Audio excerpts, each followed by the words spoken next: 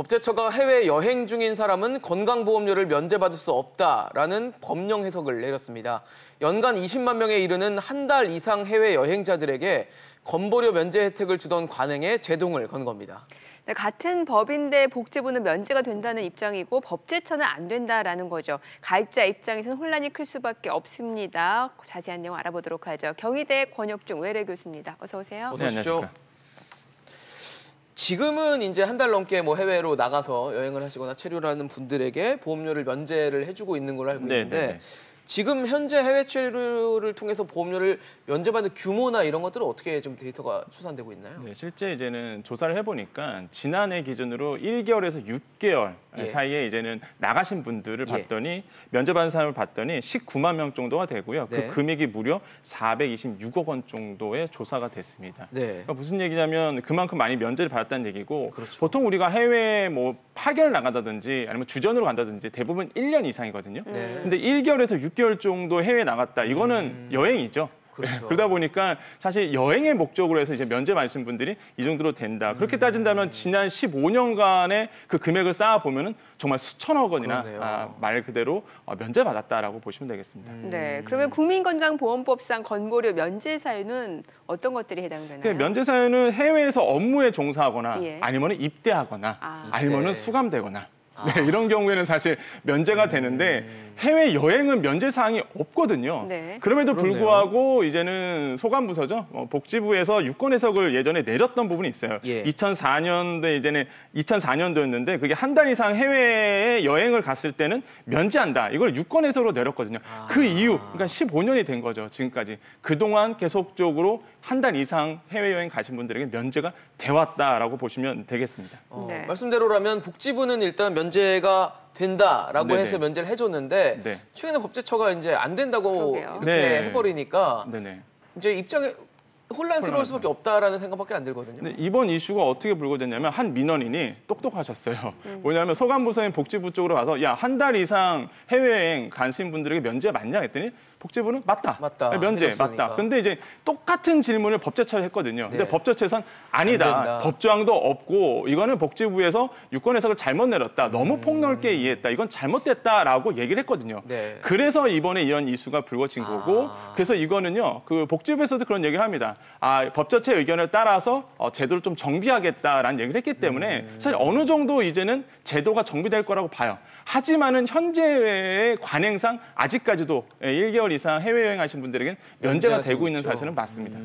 사실 해외여행 하시는 입장에서는 얘가 그동안은 사실 어떤 보험 혜택을 받는 게 아니기 때문에 보험료를 내지 않는 게 맞다라고도 볼 수 있을 것 같거든요. 네, 맞습니다. 그게 이제 복지부의 원래 그 논리였죠. 뭐냐면은 한 달 이상 안 냈으니까 당연히 그러면 안 내는 게 맞다. 이게 복지부의 유권 해석이었는데 그렇게 따지면은 한 달 동안 병원 안 가신 분들 있잖아요. 그렇죠. 네, 이런 분들도 그러면은 안 내는 게 맞잖아요, 사실. 근데 그건 아니다라는 거죠. 그래서 법제처의 의견이 거의 많은 분들의 지지를 좀 받고 있다라는 게 사실이고요.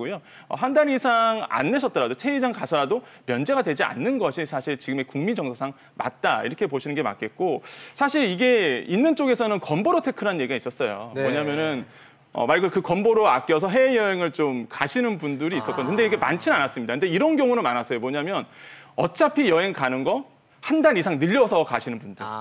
그래서 아예 건보료를 안 내고 그 금액을 맛있는 거 먹고 더 좋은 데 가고 이렇게 뭐 우리가 흔히 얘기하는 건보료 테크 하시는 분이 계셨는데 이런 게 조금 문화적으로 좀 늘어났습니다. 왜냐하면 아시겠지만 한 달 이상 뭐 체류하기.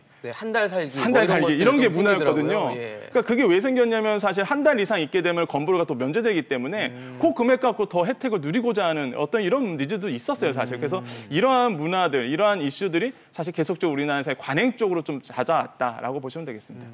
사실 건보료가 최근에 계속 이슈가 되는 이유 중에 하나는 이 정부가 부가 체계를 소득 기준으로 좀 바꾸겠다라고 하니까 뭐 집 한 채만 갖고 있는 은퇴자들이나 이런 데서 반발이 좀 나오고 얘기들이 나오는 것 같습니다. 사실 어떻게 보면 지역가입자들 입장에서는 건보료율 자체도 그렇고 건보료 체계 자체가 좀 가혹하다라는 주장도 나오고 있거든요. 네, 가혹하죠, 사실. 왜 그러냐면 우리나라 건보처는 아시겠지만은 직장가입자와 이제 지역가입자로 나뉩니다. 근데 직장가입자 같은 경우에는 현행 보면은 한 6.46이거든요. 그러니까 이것도 근로자와 그 기업가 이게 반반씩 냅니다. 그러다 보니까 보면 3.23% 정도 내고요.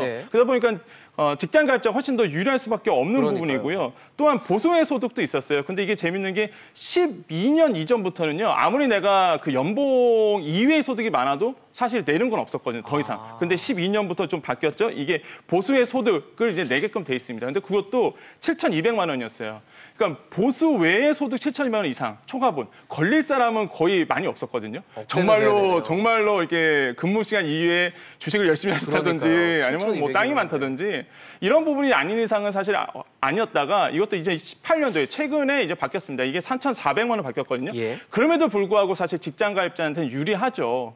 그런데 이제 문제가 이제는 지역 의료보험입니다. 지역 가입자인데 지역 가입자 아시겠지만은 말 그대로 재산, 소득, 그렇죠. 그다음에 뭐 심지어 전세금까지도 네. 이게 포함이 된단 말이죠. 근데 억울한 게 뭐냐면 전세금도 내가 대출받아서 아니면은 뭐 집 살 때 내가 대출받아서 하시는 분들이 있는데 이것까지도 재산으로 포함되다 보니까 사실 지역 의료보험 입장에서는 굉장히 억울할 수밖에 없는 것이고 그다음에 또 한 가지 11월을 좀 기억을 하셔야 되는데 11월이잖아요. 예. 왜 기억해야 되냐면 11월에 이제 부가체계가 정리가 됩니다. 뭐 어떤 거냐면 한마디로 어떻게 정리가 되냐면 작년도의 소득 플러스 이제 이번 연도의 재산 변동액을 포함돼서 11월에 새롭게 부과가 되거든요. 그러니까 작년도 소득 같은 경우에는 5월에 이제 종합소득세를 내기 때문에 예. 정리가 되는 거고요. 그렇죠. 그럼 이번 연도의 재산 같은 경우에는 아시겠지만 1월에 이미 우리가 그 공시가를 변동을 했죠. 1월에 단독주택이었고 2월이 이제는 그 토지였고 4월에 아파트에 대해서 공시지가가 올랐단 말이에요. 네, 그럼 공시지가 올린 게 이번 달에 이제 부과가 됩니다. 그러면 아마 제가 보기에는 지역 가입자이신 분들 중에서는요. 아마 이번에 건보료가 많이 오르신 그러네요. 분들도 부담이 생길 크게 될 것이다라고 볼 수가 있겠습니다. 그래서 이렇게 지역 가입자 입장에서는 굉장히 억울할 만하다라고 볼 수가 있겠죠. 알겠습니다. 오늘 또 건보료와 관련해서 다양한 이야기 나눠봤습니다. 오늘 경희대 글로벌 미래교육원 권혁중 외래교수였습니다. 잘 들었습니다. 네, 감사합니다.